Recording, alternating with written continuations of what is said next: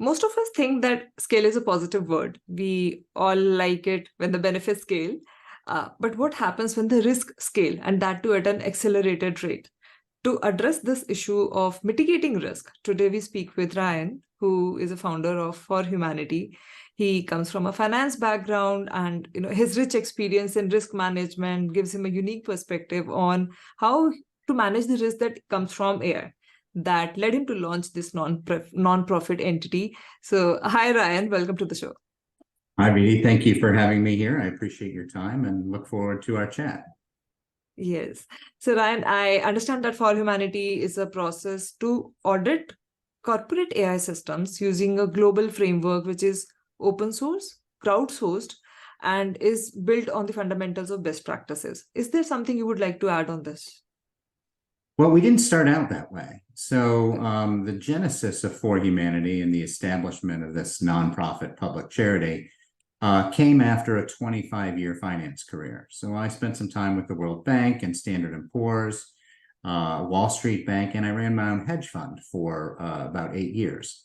And that hedge fund was something that I survived but didn't thrive at. And the reason that I share that with you and the audience is two reasons. Number one, you can't really see it, but I'm not sitting here on stacks of cash. I sit in a normal chair like everybody else. But number two, when you survive a hedge fund, it means you have to close it. And when you close a hedge fund, it's a duty and a responsibility, but it's no longer a full-time job. So it was 2016. I had time on my hands. We had built artificial intelligence to help us manage money in the hedge fund. So I had great familiarity with AI.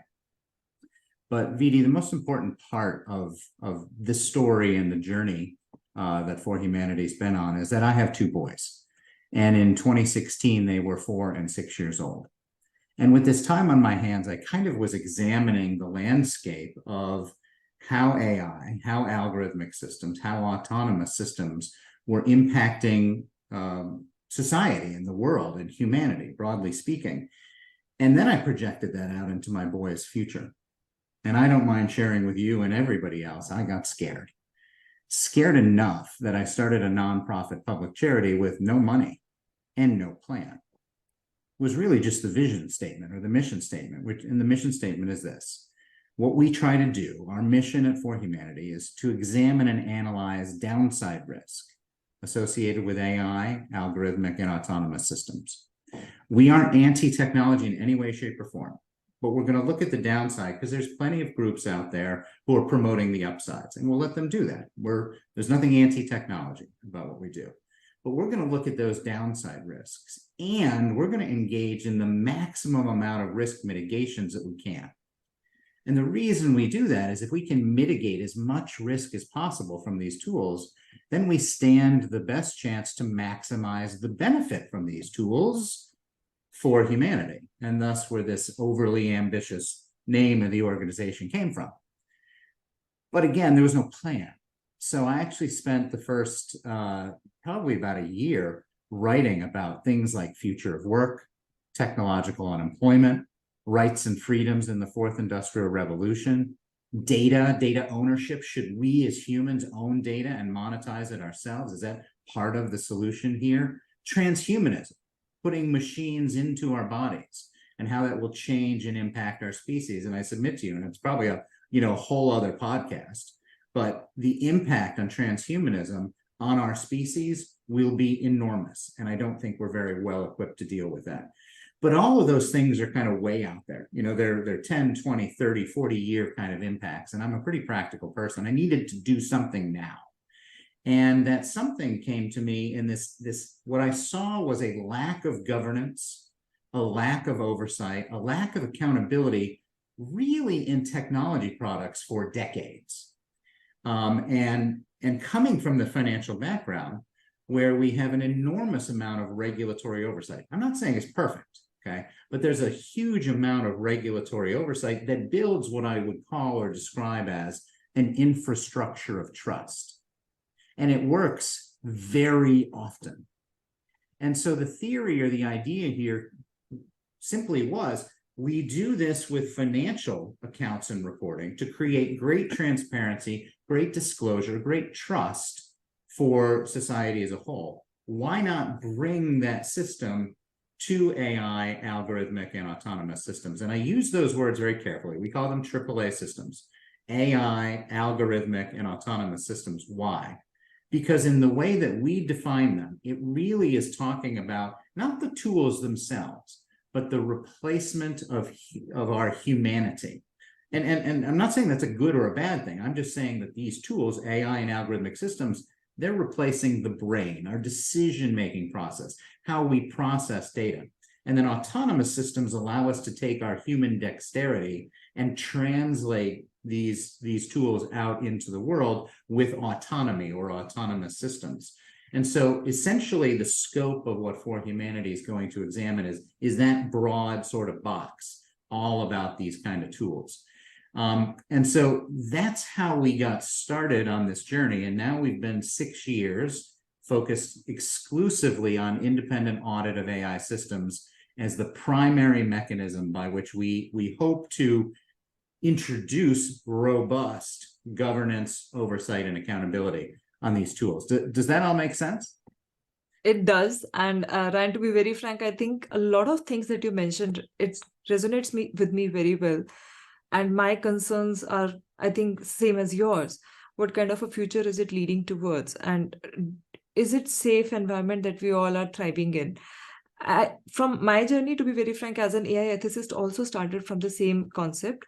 And the concerns that you also face when people talk about being anti-technologist, I've also seen those happening. And what I believe is that for us to all come together, we need to be really, really open for contrarian views.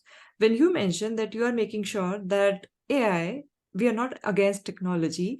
AI is supposed to give us rewards. It's innovative, and there are a lot of breakthrough potential for it, which we all are open to and receptive about. We just want to minimize the risk that comes with it. That's the agenda, which means the one side is open to hear the other contrarian view. But I think when we kind of close our eyes and ears and then think that no, there is only upside potential and there are no risks, we are leaving it without guardrails. So I think guardrails is what is very important. You can't leave it out there in open. And that's what you, I think, very precisely gave an information about, which totally resonates with me. And another reason is that I also come from finance background. I have an FRM charter. So I understand the risk that come from the finance, the risk frameworks that we have established over the time. These are kind of the golden standards that we can totally port into the AI risk world and then have a baseline from somewhere to start with. You can't do it all out. It's a Pandora box. There are a lot of things evolving as technology evolves, risk evolves. There are unforeseen things that we have not had a view about when we started out. But it's good to have a place where you initiated that conversation, brought it to the tangible point where it's making an impact now. So I totally appreciate the effort that you're putting into it. Coming back to the auditing things, like you mentioned, this is the core of For Humanity. Can you talk a little bit about how would a prospect company who wants to get audited would reach you? And when they do, what's the workflow like? Is it first a voluntary thing for them? That I believe it is voluntary, like whoever wants to get audited maybe will reach out. And what's the workflow? At what stage in their AI product building system would they consider taking your advice? Yeah, there's a lot of parts of that to unpack, and it really depends upon the legal basis or the lawful basis upon which people are seeking certifications. So certifications can always be voluntary. You can be in the marketplace and you can say, I'm looking for gold standards. We want to be compliant. We want to minimize the risk of lawsuits or hurting and harming people. And so you can take a proactive approach. Unfortunately, most technology companies do not do this sufficiently. I'm not saying they're not trying to do it. I just don't see where risk management is the innate culture. And in fact, when you go back to sort of Zuckerberg and Facebook and Meta, it was move fast and break things. Well, when those things that you're breaking are people and communities and democratic institutions like voting, maybe we shouldn't move quite so fast and maybe we shouldn't break those things. The very nature of these tools is that they are socio-technical tools. So not only is the output happening to people, but the people are a part of the equation. And that introduces a wide spectrum of risks. So we define those risks in 5 ways: ethics, bias, privacy, trust, and cybersecurity. That's the holistic lens that we apply to each of these tools, because we believe that captures the sum of risks and harms to persons. So again, for humanity, right? That's our perspective. That's who we're looking out for in this process. So when we establish our role in this equation, we're trying to play 2 roles really in support of this very broad ecosystem. I could get technical and I could talk about FASB and I could talk about IFRS and existing financial reporting standards. But essentially what happened was the industry or the bodies came together and they established what the rules of accounting would be. And then we can talk about, and now I'm finally, and so it took me a few moments to sort of set this up, but finally answering your question.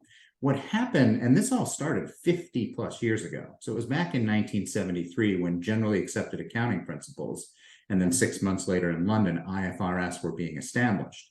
When those were established, it wasn't governments or regulators who basically said, those are the rules. We wrote the rules. That's not what happened. The industry came together and said, this is best practices for accounting, okay? And what happened very quickly was companies said, yes, we want to abide by that because it's organized, it's a level playing field, we understand it, it's consistent, right? There's a lot of value to true independent third-party set of rules. So now companies began to voluntarily adopt it, and it became a happy accident in 1975-76 when the SEC in the United States mandated that publicly traded companies had to abide by GAAP, and they had to produce 10Qs and 10Ks financial auditing, creating this now 50 plus year track record of financial audits in the space, but done as an accident as a way to support and encourage the fair trading of stocks on the stock exchange. So that's the history where this comes from. Now, and the way that plays out and feeds back to us, we're doing this work because we are trying to mitigate risk to humans. At the same time, governments and regulators are writing laws because they also see these risks and they're looking for guardrails as well. So we've had the general, the gold standard starter law to this marketplace was GDPR, the General Data Protection Regulation, which came into force came into force in May of 2018. We've now had it for 5 years. And this governed the data rights, or the rights and freedoms of data subjects. But now we're seeing the advancement of the EU AI Act, the Digital Services Act, California protection. India has just passed a data protection law just in the last few weeks of when we're doing this recording. We're doing work in Brazil. We're doing work in many different jurisdictions around the world, because all of these different jurisdictions, they have a right to put in place guardrails and safety features to protect their citizenry. So now what For Humanity does is we look at those rules, we look at those laws, and we craft audit rules. Laws aren't written to be auditable. Auditable means one primary thing, Vidi. It means when an at-risk third-party auditor can evaluate that you are compliant or not compliant, and there is no gray. Auditors don't love gray because they put their own risk of assurance over top of these audits, and they want to know you are compliant, and we feel very confident about that. So what we do is kind of an art. We take the law, we take guidelines, we take best practices, we take standards, and we craft all of that into these auditable criteria. We've done this across about 35 different schemes, multiple jurisdictions that I've already mentioned, and we're building it in a harmonized way so that global entities can be compliant with the EU AI Act, but that gets them compliant with their local and state laws as well. And so you have this extended process whereby we have a uniform set of rules in place that can enhance compliance with laws or guidelines or best practices. And so what For Humanity is seeing are some entities are coming to us and they're saying, we have to comply with this. It's the law. But others are saying, we want to comply with what you're identifying as best practices because we want to mitigate these risks and we want to build good governance, oversight, and accountability. So kind of a long answer to your question, but I think eventually I got around to it. But maybe it leads you to a different place as well. Yes, I did. And I like the part when you mentioned it's either there or not. Either you're compliant or not, which means that there is no middle ground, there is no gray area, which kind of brings, which is an interesting thing, and brings me to the question that the results of audit are binary, right? Is there a range where one can say, I can categorize that this is outrightly a no-fly zone, what you're doing is totally not in line with the regulations or the law, versus it's reasonably there based on the risk. For example, EU AI Act also has those risk grading where it's low, high, medium, and not at all acceptable kind of risk. So if a person lies in a certain range of that spectrum, or not the person, but the system, the AI system lies in that certain range of the spectrum, do you handhold them to actually become client after declaring a verdict? So verdict could be you are not compliant at all on these dimensions. Let us help you. Let us be compliant in that journey. If that does that happen today? So let me reset the ecosystem a little bit. For Humanity does no audits, and we do no pre-audit service. We don't help. We might do pilot projects or just pieces of work with an occasional company to prove out the audit criteria. But our only role in this ecosystem is to establish the rules, work with governments and regulators to have those rules approved, and then train people on those rules. Now, when we train people on those rules, and once we've established those rules, we do two things. Number one, we license that to firms who want to go do business and commercialize all this. And so they're the ones who can come and build capacity. They can build compliance and help you achieve compliance inside your firm. They might build a technology platform to facilitate all of this compliance. Or they might be the one that conducts a third-party independent audit. All of those groups are outside of For Humanity, but they all are basically licensees because they all want to use this audit criteria. The other thing that we do is we train individuals on what compliance looks like. They're called For Humanity certified auditors, the CPAs of this world. And so what we're doing is we're training them on the audit criteria itself, making sure that they understand what is sufficient, what constitutes compliance. And we even have proof statements for every one of our audit criteria of what the evaluation method should be to prove this assurance, prove this to an auditor who's seeking that assurance. And so in establishing that ecosystem, you said it right the first time you said it, which is you're either compliant or you're not. There's no such thing as partial compliance. And a lot of that is because a lot of it is based in the law now, either law that's in force or law that's coming. You can't look at the GDPR and just do the first, 15 articles, right? You have to do all of the components of it that are required under the law. So when we draft our audit criteria, it's what are all of your duties under the law? And then included with that are best practices and other advancements. The GDPR is fairly old, right? It's now 5 years old. And so there have been advancements. There's new questions to be asked about data provenance, about data age, and so on, to ensure that even consent, if that's your lawful basis, that consent is even delivered with the right traceability. And is it informed consent? And is it still current, that consent? So all these things are taken into account through the certification scheme, the rules, and the process. And For Humanity's role in there is really just to curate these rules. No auditor, however, is going to say, oh, you passed 15 of those, that's good, right? You need to be compliant with all of this. And then the last thing that I would say on that is there are other elements as well, though, where you can begin to build capacity. Standing and empowered ethics committees. We require them in our certification schemes. They are not currently required under law, but they're implied in places like GDPR and the EU AI Act. And so we use ethics committees to solve problems like who's going to do a fundamental rights impact assessment. It's not just a legal assessment. You better have trained, empowered ethicists in the room who are figuring out what the impact of fundamental rights are from these tools. And so there are elements of it that are past the law, but they're implied by the law. And we think this is the right way to implement it. There are 3 ranges of risk, and we support this conceptually from the EU AI Act. There are prohibited systems, and we support every nation or sovereign state's right to identify what it wants to prohibit for its society. And we support that. Then we take a different path from the EU AI Act. We then say, look, we have a limited or fixed number of resources. Let's get off the table low risk things. Let's make sure we're not wasting our time and our energy and our resources on things that just don't have a lot of negative impact to persons. So we basically create a process to say prohibited, out. Low risk, out.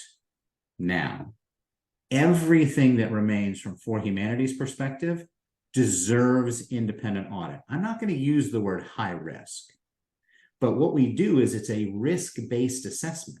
Now, many of these tools will be high risk and still should be operational in the marketplace today, but they should be operational with good guardrails and a deep set of controls and risk mitigants and risk treatments, and very importantly, a disclosure of the residual risk so that informed users can basically say, I know how I'm using this tool, I know what the risks might be, and I want to go ahead. That's a huge step forward. The EU AI Act calls for it. We've been advocating for it for years. And that sort of informed user is where we really want to get to, because then you have all of these tools all being audited, some light audits because the risk just isn't that great, but there's still enough impact that it falls into, it should be audited on a risk-based basis. Does that make sense, Vidi? Yeah, and that was a lot for me to kind of take notes and then ask you follow-up questions. But I appreciate you being very comprehensive here, because the point when you mentioned about informed user, that's what I strongly believe in as well.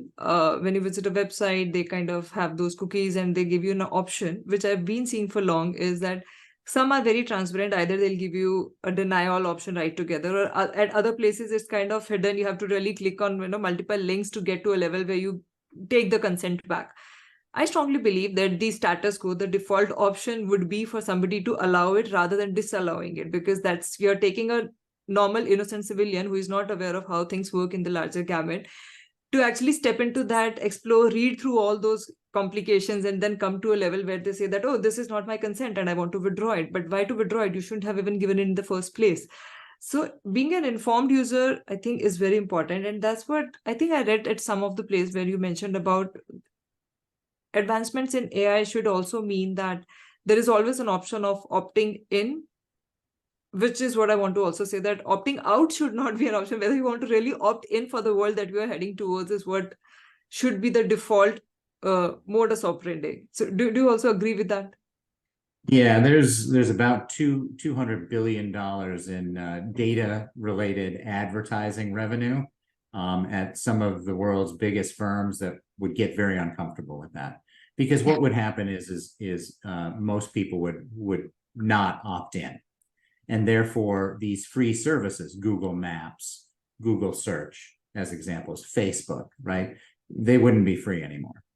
So that's the model that they're built on, and that's what we're kind of fighting against when we talk about informed consent. But I'm more concerned, for example, of ChatGPT.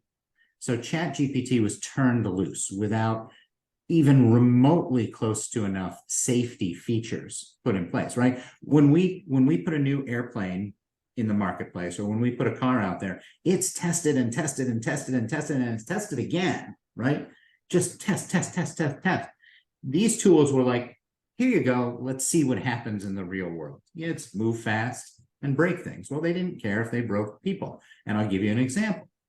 So within a couple of days of ChatGPT coming out, there was this terrible video of a doctor in Palm Springs who basically said, the procedures that were provided. So he's speaking on, I think it was TikTok, and he's speaking to friends of his in the field. And he's basically saying, you know, those procedures that we've had a hard time getting approval from healthcare insurance companies, this new tool, ChatGPT, will write you the letter that you need so you can send it off very quickly to these insurance companies to get covered for your procedures. And he's so giddy about it, and he types it up and he shows everybody about it. And what he didn't bother to check or even think about is all the sources referenced in his search didn't exist. Yeah. This is what they're calling hallucinations with large language models. And this is where I want to get to what I compare to kind of the drug industry. And I don't know if you have this where you live, but here in the US, we have these very funny commercials. They're a minute long. They're specifically a minute. And the first 30 seconds is usually a family, and everybody's smiling, and the blue sky in the background, and mountains and pretty trees and everything that. And they're running through, and the narrator's basically saying, take this drug, it will cure your cancer, which is a wonderful thing, right? So for the first 30 seconds, they explain why you should take this drug. The second 30 seconds is almost hilarious, because you still have this bucolic picture. They take the family out, and now they're doing all their disclaimers.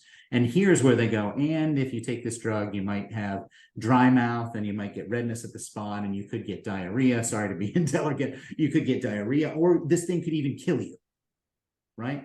These are the side effects. They're clinically tested, they're clinically proved, and they're required by the FDA to be disclosed. Why? Because if you're going to take this drug, you should be an informed user. I want to cure my cancer. I love that idea. Great idea, right? What are the risks when I take this? That's an informed user. And go back to the Palm Springs doctor. He would have behaved very differently if someone had said to him right up front, by the way, the output of this is probably something you should check. This tool has a habit of making up sources. And, he wouldn't go and do what he did. He kind of made a fool of himself. And so that's one of the ways that we mitigate risk is by telling people what the risks of using these tools are or can be. So we want to raise the bar so that all users of AI, algorithmic, and autonomous systems are informed users through good and robust disclosure of, we call it, they're not side effects, right? We call them residual risks. And when you mentioned that the doctor was very happy that, I'll be able to write that email very fast, that brings me to a point that what exactly are we optimizing for? Are we trying to gain time? What are we running against? The ones who are building are in a race to launch it faster. The ones who are using, I think it hitting the mark, ChatGPT hitting the mark of, 1 million users in some X days, or shows the interest. So initially, everyone is overwhelmed. Wow, there's a technology, want to use it. And the moment you start doing that, some are still going to do that despite knowing the repercussions of it. And others are like, but the kind of automation, the kind of, time I save from using it is, really precious to me. But at what cost? I think the cost that we are paying, which is not really evident to everyone as of now. It's not something that we can all calculate sitting here. Not all the brain power can come and do that for us. How can we ensure that we bring that element of at what cost in the minds of people, that you're using something which is very powerful tool, using this tool for what use case, and what there's definitely a trade-off that you're making. What is that trade-off? Do you really know that kind of awareness is also needed? Do you think that's possible? These are risks, and they're very lightly considered, if at all, by the producers of these technology, because most of these technologies are done through capitalism by corporate entities that are profit driven. And let's be very clear. Many corporations will stand up and tell you all the good that they're doing in the world, and that they're doing good for the community, and they're giving back, and they're carbon free, and all these really nice things. But at the bottom line, they are about increasing shareholder wealth, and we as humans and as a society have set this up for that reason, or in that manner. We've said you can create your corporation and it can exist to extract or increase shareholder wealth. And that's what they're interested in. Okay. Now, they also believe that taking a job that once was done by 15 people and can be transferred into one is an amazing step of efficiency. But what they don't care about, and what is not a consequence to their company, is what do those other 14 people do for work that they once had to do. Now, a lot of people will make arguments that technological unemployment, or what the future of work looks like, is a lot of naysayer and doom describer type of work. But part of it is how they craft the story, right? They say, oh, well, when the ATM came in, there's still 2 or 3 times more employees at banks than when we got rid of those bank tellers. Well, part of what they fail to see is when Amazon has automated all of retail markets, what they've done is they've actually added a ton of jobs for them, but they've destroyed mom and pop employment throughout the countries that they operate in. And so the net employment gain is very small, if at all. Okay, so there are jobs that potentially can be lost. And I'm not saying that we're headed towards 20 or 30 or 40% unemployment, but it's not unheard of, because the very nature of the deployment of these tools is, well, can we do something more efficiently? And sometimes more efficiently means let's get the human out of the equation, because the human needs to sleep. The human's only willing to work 8 to 10 hours, where this machine will work 24/7 in the dark, with no utilities, no children home at school, they need vacation days and so on. So there's a lot of incentive to continually automate these things. And here's where we get to what is the real problem, is that is increasing the income divide, because all of the profitability from these tools is accruing to a smaller and smaller base of shareholders. And so we basically are creating a power concentration. I also worry, VD, and I suspect you would share this worry, that it changes how we learn and think and operate, because we are continually abdicating more and more thought. Now, some would say, well, you're taking, kind of, let's say, trivial kinds of thoughts, and now you have more time and more creativity to invent the new thing. And you know what? There's truth to that too. If I had more time on my side, I might be able to be more creative or more thoughtful. Okay. So both sides of this argument are correct, in the sense that I think there are a lot of people who will be displaced because these machines will do their jobs for them.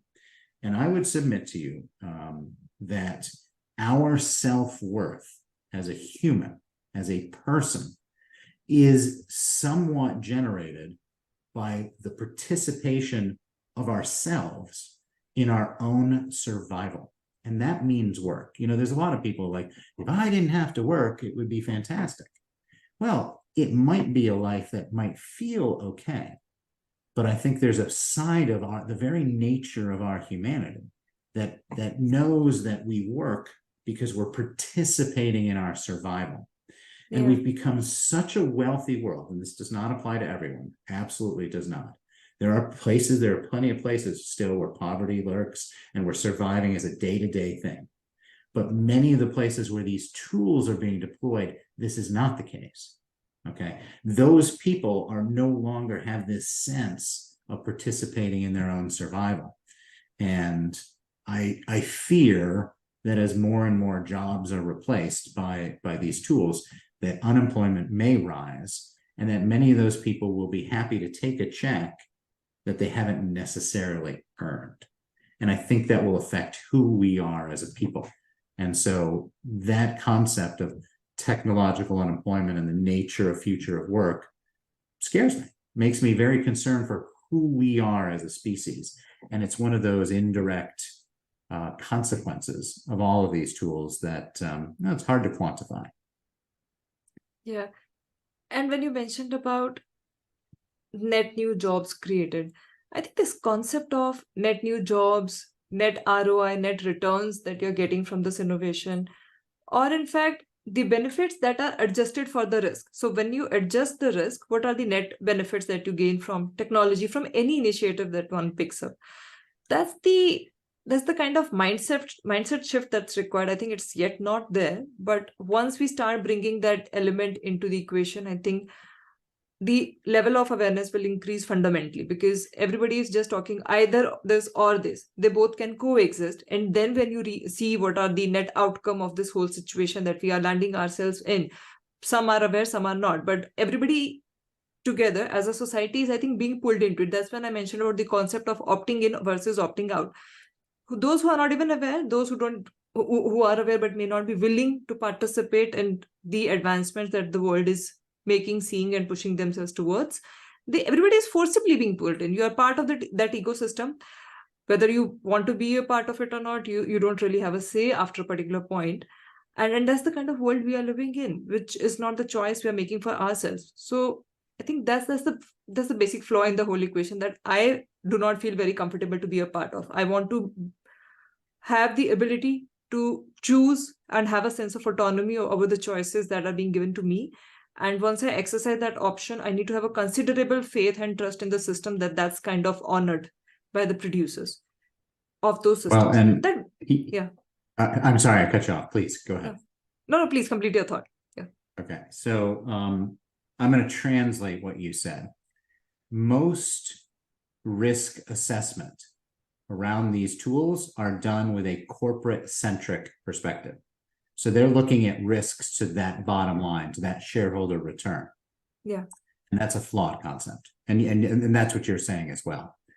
Risks need to be measured in a 360-degree perspective that includes all stakeholders, which includes employees, communities, impacted persons, vulnerable groups, okay?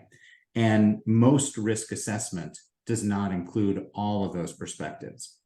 Now, we take the risk management process and demand a 360-degree perspective of stakeholders. We call it diverse inputs and multi-stakeholder feedback, where you're essentially increasing the pool of people who are assessing the risk of these tools, so they can basically say, you know, great, you've created something that's going to turn an enormous profit for your company.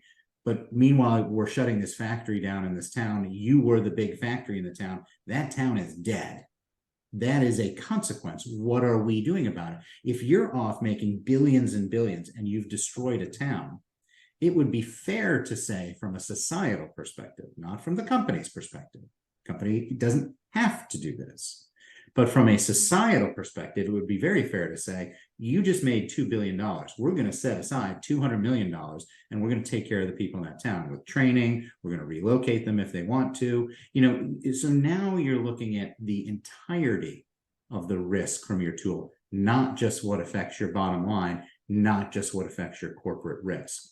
And so that's embedded in the process. It's embedded in the spirit of the EU AI Act, and it's embedded in our audit criteria and really our governance, oversight, and accountability process in independent audit of AI systems. Okay, so can I say that the world right now is shareholder driven, shareholder focused? Your attempt is to make it from shareholder to stakeholder driven, where all who are participant of this ecosystem are, their needs and their concerns are being addressed and taken care of. Is that the right statement to make? Unfortunately, you right at the end, you went one step too far, because we don't have a societal organization that demands that all stakeholders are attended to. What we demand is that all stakeholders are heard, that they're involved in the process to identify risks. But these corporations, they don't have to mitigate all risks unless it's required by the law. So when we talk about changing behavior, there's 3 ways we can change behavior of corporations. We can write laws that they have to abide by, but we're not great at even enforcing those laws. Just think about speeding. I don't know what it's like for you, but in the United States, everybody speeds, right? And the only time that everybody slows down is when there's a police car there and they think they might get caught. So when there's potential enforcement. So one way to make change is we write laws. The second way that we make change, and the United States is really good at this, is we sue. So when we're harmed, we go to court and we basically say, you harmed me. And what happens more often than not is if the harm can be proved, then you're going to win a good chunk of money. Now, what does a good chunk of money mean to that company? Well, if it's one person getting a good chunk of money, it probably means nothing. But if it's one, and then the next, and then the next, and now many are beginning to, now you've changed the economics, and the company is essentially going to go, wait a minute, let's stop causing these harms and let's mitigate those harms because we don't want to lose this money. So that's the second way that we change behavior. The third way we change behavior is the most important one, and it's the hardest to get. And that's when consumers demand safe and responsible items. I have a saying, it basically goes like this. When safe and responsible AI is profitable and dangerous and irresponsible AI is costly, that's when humans win. And the only way that equation happens is when consumers go, I'm not buying your thing because I know it's dangerous. I'm not using your tool because I know it's dangerous and I have a better choice over here. Maybe it's more privacy preserving, like using Brave or DuckDuckGo instead of Google search as an example, more privacy preserving. So when consumers begin to make those decisions, that changes the equation so that now safe and responsible becomes profitable. And that's really where we have to get to. And that just takes a really long time because you're talking about changing behavior all around the world. But think of cars, think of planes, and how those have been put into place through massive amount of testing. It was because lawmakers and because consumers said, well, I need a car with good seatbelts, or I want to buy the car that does really well on crash tests. And people began to use that as a selling feature. That's when consumer behavior can begin to change this equation. Make sense? Absolutely. In fact, that's why I was carefully using the word that this is an attempt to make a stakeholder focus, because yes, that's the ideal world that we all envision and wishfully hope for. We support all mechanisms to change the risk-taking behavior of corporations. So all the ways that we can mitigate those risks. Think all the way back to that mission, right? Just maximize these risk mitigations. There's one thing, the reason we believe in independent audit, and this is so natural to me that I sometimes forget that people don't get this. What independent audit of AI systems is doing is it's changing human behavior. And we learned this through education over literally hundreds of years. Why don't people just go to a place and learn? Here's the books, you do the reading, you do the learning. Well, it's because we're inherently lazy. We won't actually do all of the work, and we'll say, oh, I'm a philosopher, or I'm a lawyer, I've studied all these things.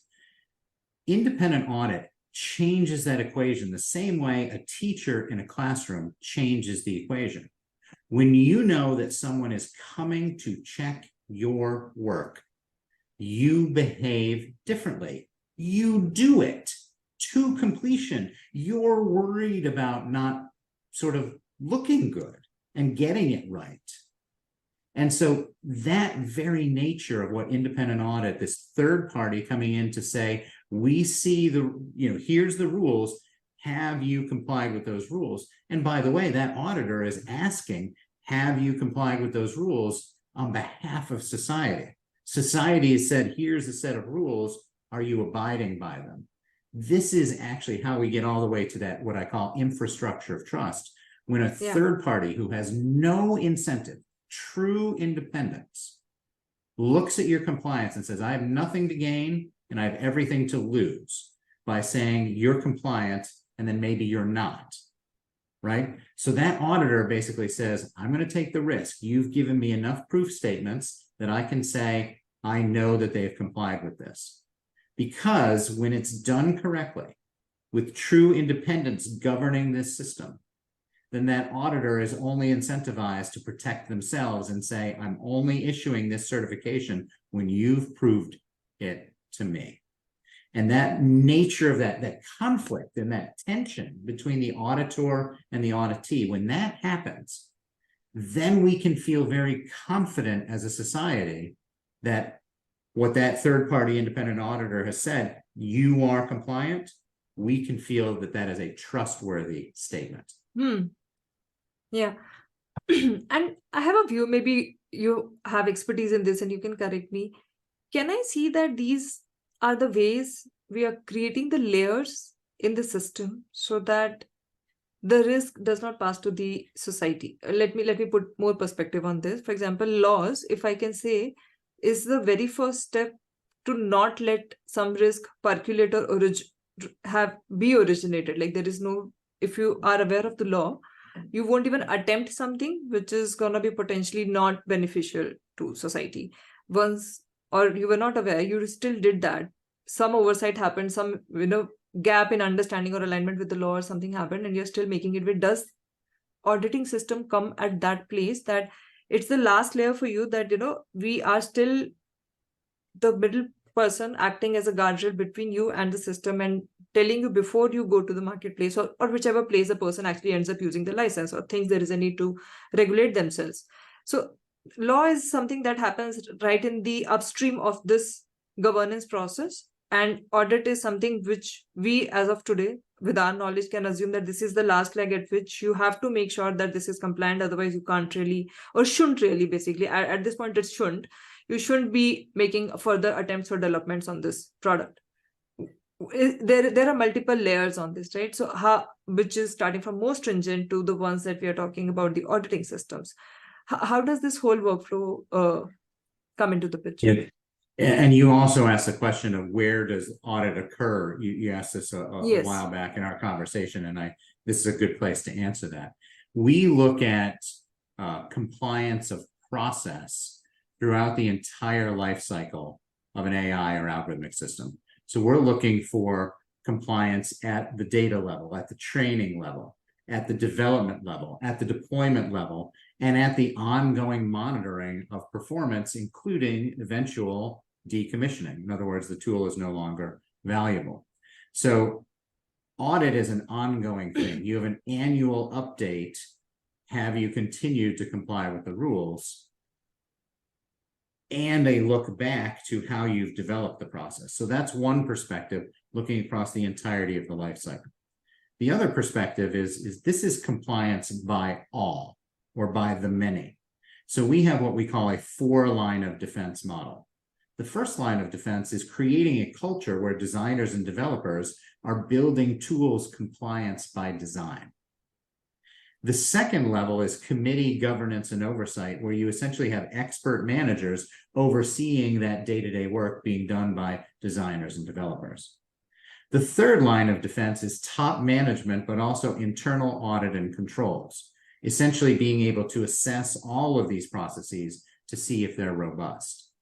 But the fourth line of defense is that third-party, unaffiliated, unincentivized, independent auditor who can come in across the top and go, yes, you've complied with all the rules, and they have no incentive to say otherwise, because in those first 3 lines of defense, there's every incentive to make sure the company maximizes profits without, well, just maximizes profits, and they may skip steps or they may not put risk in place. This may come across, or people who may hear this may think, well, gosh, isn't this hard? Isn't that, aren't you hurting profitability? You're building bureaucracy, you're building a whole bunch of rules and compliance. Well, what we're actually doing is we're changing the nature of the behavior from the beginning, because most people, when they take a moment, will realize that the requirements that are being asked are very reasonable. You had good data that is representative and relevant to the conclusions you reached. You tested good hypotheses that what you were identifying would result in outcomes that are meant to be meaningful. These are things that the data and the process shouldn't be biased against protected categories or vulnerable populations. People don't disagree with these things. What they disagree with is being told they have to take steps to deal with these. And this is what we experienced in finance 50 years ago. When the first audits were happening, for the first 20 years, everyone reacted the same way. The auditors would walk in and all the employees would go, it's the auditors. It was going to be like a bad doctor's visit. It was going to be painful. They're going to be pulling files and trying to find numbers. It was hard, right? And then along came the COSO system, and that created internal audit, internal controls. And now we built everything compliance by design, and we changed this behavior. So now auditors walk in, We politely walk them up to the third floor conference room. We lock them in there for 6 weeks. We slide food under the door 3 times a day, and we pump compliance at them because all of our systems and tools are built compliance by design from the beginning. We're not at that place with AI, algorithmic, and autonomous systems. Building compliance capacity will be hard. But once we put it into place and build good and robust practices, well, then it's just going to be tick, tick, tick, tick. We've got everything in place to manage these risks with good governance, oversight, and accountability. Yeah, and when you mentioned about somebody just fearing the appearance of an auditor, or whenever the audit time comes and everybody starts panicking about, do we have bookkeeping in place and all those things, that is something I also faced, and I was reading about it somewhere that I think 3 to 4 years ago, when we were talking about AI ethicist, the role, people were thinking, oh, that person is going to come from academics, or maybe has learned some bit of literature about how an ideal world should look like using AI, just where the benefits scale but not the risk. That's the definition of AI ethicist principles. They say that they have a checklist. They'll just tick it off that if you're compliant, then you're going ahead. If you're not, then we are living in a capitalist world, like you also mentioned previously, then you are not letting business flourish. If businesses don't happen, and that's how the economy works, then how the world will run. And you are telling us a straight yes or a no, versus what a business would want to know is, I still want to do it. Is there a better way that I can be compliant? Because that's where they fear bringing AI ethicists into the picture, that you are academic, you will not think from the business mindset. Can we be compliant as well as run the business? Because effectively the show has to run. The money has to be made for the world to work. So I've also seen that thing happening. Yeah, the AI ethicists are thought of very incorrectly as being naysayers or business blockers. They are the counselor to the decisions that top management and oversight bodies want to make. And I'll give you a very hardcore example of this. There's a group called Axon Technologies, and they created surveillance drones for schools. And then there was a shooting in Texas. And so suddenly the CEO came back and said, maybe we should put tasers, defensive weapons, on our drones so that we could stop bad people from coming in and harming kids. Well, the ethics committee, they quit. They said, that's not who we are, and they ran away. And this is, and now interestingly, they've come back. So maybe they're working through a process, okay? But throwing up your arms and becoming an activist, that's not what an ethics committee does. Here's what the ethics committee should have done. That's interesting. He's a guy. So I'm going to say, that's interesting, Mr. CEO, that you're thinking maybe we should, put defensive weaponry on our tools. Let's start with a very basic premise. We were a surveillance company. Many of our clients see us as a surveillance company. The employees see us as a surveillance company. What are the risks if we become a defensive weaponry company? What are the risks to the employees that we have, to our relationships with other customers, to harms that we might inflict on vulnerable populations? Or imagine tasing a school administrator or a janitor or a student, right? Because we've moved into defensive. So let's have a conversation about how we've changed our shared moral framework, how we've changed our risk profile. If you want to go ahead with this, Mr. CEO, this is what a good ethics committee does. They then take the temperature of all of the people who can pour in on this shared moral framework and decide together if the company is going to make this change. That's a robust ethics committee doing its job, figuring out, because in the end, it is a capitalist company. It's based in the US. They have a right to make a profit. Those ethicists also have a right to leave, but you don't throw up your arms as an activist. You quietly basically say, I signed up for a certain shared moral framework. You've decided to change it, and that's a shared moral framework that I'm not comfortable working in. I'm going to have to take my leave. And so that is the nature of a For Humanity ethics committee as it's built into our system. We have a course, we train people on algorithm ethics. It's nearly an 8-week course designed to help people who want to be ethics officers to essentially learn how to do all of these steps to comply with all of the audit rules for the ethics committee. And so that's how we would handle and approach that kind of issue. And I suspect it's very aligned with the way that you think, BD. Absolutely. And when you previously mentioned, right, it's not coming and causing disruption. That's what people believe. Disruption is not the intention, and saying only humanity will. So that's what people just bring, that either or equation, and that's what they can coexist, right? You're saying shared moral conduct, right? So that's what I see, that you being there in the system can only change the system. By either throwing it out, it's not going to happen. And when you do it by design, that means you're systematically making it correct. You're not saying a lot of vested interest has happened. We are asking somebody for an opinion. The person doesn't align, doesn't think we should go ahead with this. If you have those best practices embedded in your entire workflow, because I also sincerely believe that there are a lot of places in a machine learning model development life cycle, a lot of places where things can go wrong, starting from the idea itself, what the end goal or the purpose that you're going to serve, to the bias, data, and to the time you deploy it, right? What kind of audience is serving. So there are a lot of places where it can go wrong, which can be prevented if there is a behavioral change in how these best practices are adopted in the organization. The people who are working on the ground, they are aware, they are sensitized about the choices they are making, the systems they are building. That's when I think the whole ecosystem comes together. That's when you're not making a one big rash decision. But this change takes time. Like you also mentioned, it takes time to get absorbed into this slightly new ways of working, that you're fundamentally doing the right thing. There is this proposed way of working, which is in the best interest of both. Yeah. Right. And look, if you're an ethics officer inside of an ethics committee, if you can't be trusted to have conversations about both profitability and shared moral framework, they're not going to come talk to you.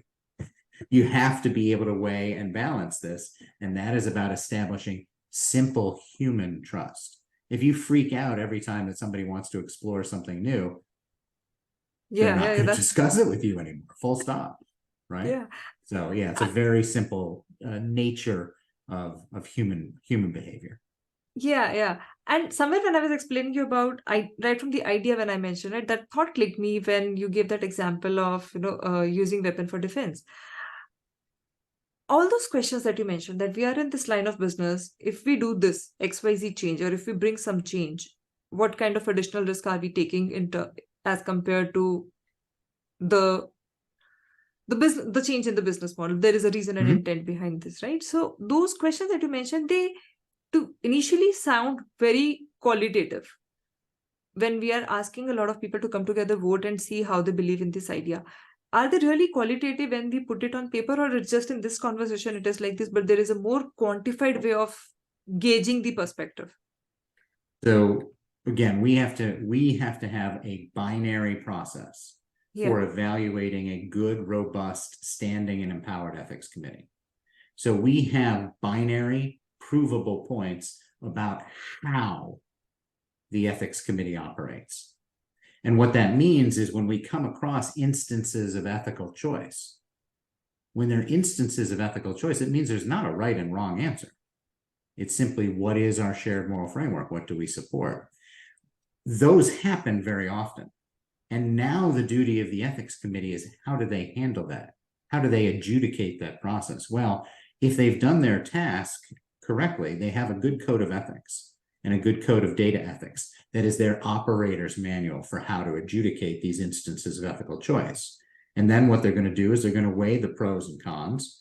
They're going to balance the tensions and trade-offs. They're going to ensure that if they make a proportional decision, that they're mitigating risk of that proportionality. Let me give you an example.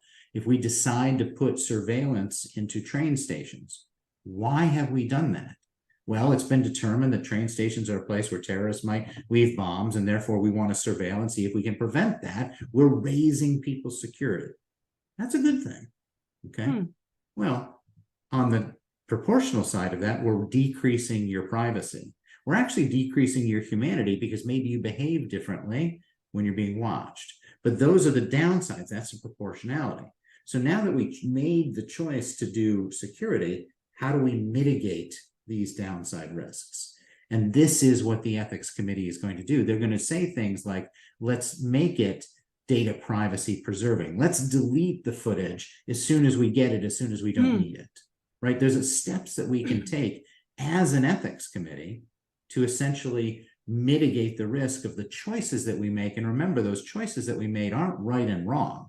They're preference. They're ethical choices. What are we going to do based on our shared moral framework in our rights, considered against the rights of all the other stakeholders? Yeah, that's that's actually great. I think, Ryan, I have a lot of things. I think I didn't even realize an hour has passed, and I'm yet to even touch into the core auditing frameworks that I originally intended to. But question flowed from one to another, and I kept asking what I think would fill the gap for the viewers or the listeners after this recording is done. So I think for this discussion we are approaching towards the end, because I know that I have to respect it's late night at your place. But for a closing question, I'm just thinking if you can put your thought and perspective and discuss just in one simple line, what exactly is stopping the world, the producers of the large language models, or in general, any entity who is building those systems? What is stopping them to not take such risk seriously?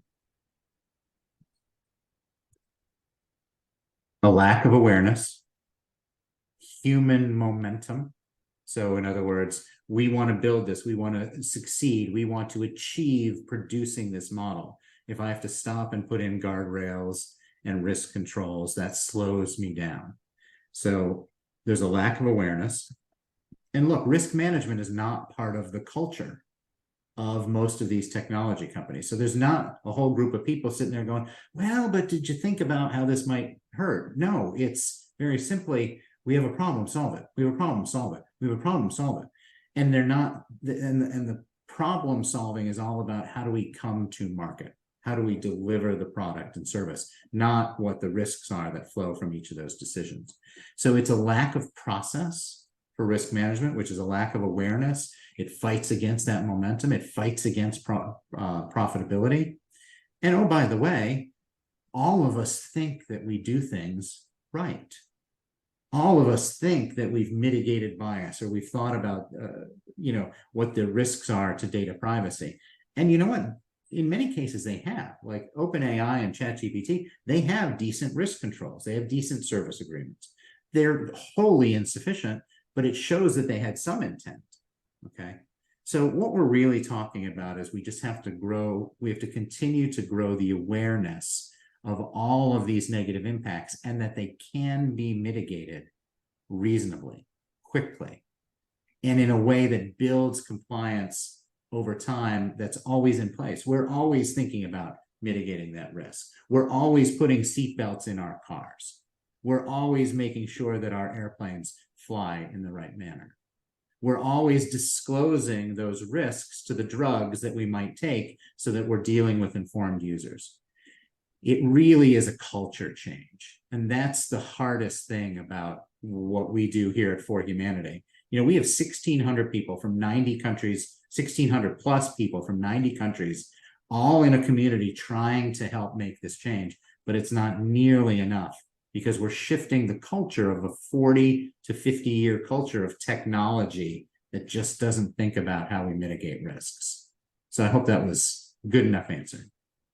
It was. And I also kind of, add just last nugget from, my side as well, to just my to see that, I think there is a way to question ourselves that what if someone is watching us? So if that thing, that what if there is a regulation? What if there is actually a law which I might be breaching? So if there is not one yet, can I hypothetically and presume one and say that if this, what we are building, what I'm building is being watched upon, would it still make a good case to go ahead and build it? In the absence of the time, in the absence of the time actually comes into reality. But yeah, it's what if the regulation is there? So thanks a lot, because you mentioned about awareness. I think thanks a lot, Ryan, for coming to the show and helping us all being aware. There are a lot of things that I even didn't know, and I've become enlightened. There are a lot of effort that you're making in this direction, making AI safe for everyone. So thanks a lot. It's my pleasure. And if you want to do round two, just let me know. I am thinking of that, and I was about to ask you for it because there's so much that I want to also discuss on the lines of how we actually go about for the auditing process. But I think this particular discussion that we had is a good precursor to by the time we actually come to that discussion. So I want people to be very fundamentally clear about what is the origin of this. This is not talking about anything related to risk in thin air. We are not talking in thin air. There are tangible things that have proven historically wrong, and we are trying to make them right. It's not we are eliminating any progress to be made. So I want people to be aware of that, because that's where governance, compliance, regulation, people get a little concerned of why we are talking about this. It's about being a participant into this whole ecosystem to get things right. So I'll send you an invite. Yeah, that sounds great. Thank you. I appreciate your time. And just a really quick plug for those who want to know more about For Humanity. https://forhumanity.center is a way that you can access our work. All humans are welcome in our community. You can hit a get involved tag, and it's very easy, very low barrier to entry. If you care about this, it's a great resource for you to get plugged into. Thank you for sharing that. I'll plug that link also in the video release.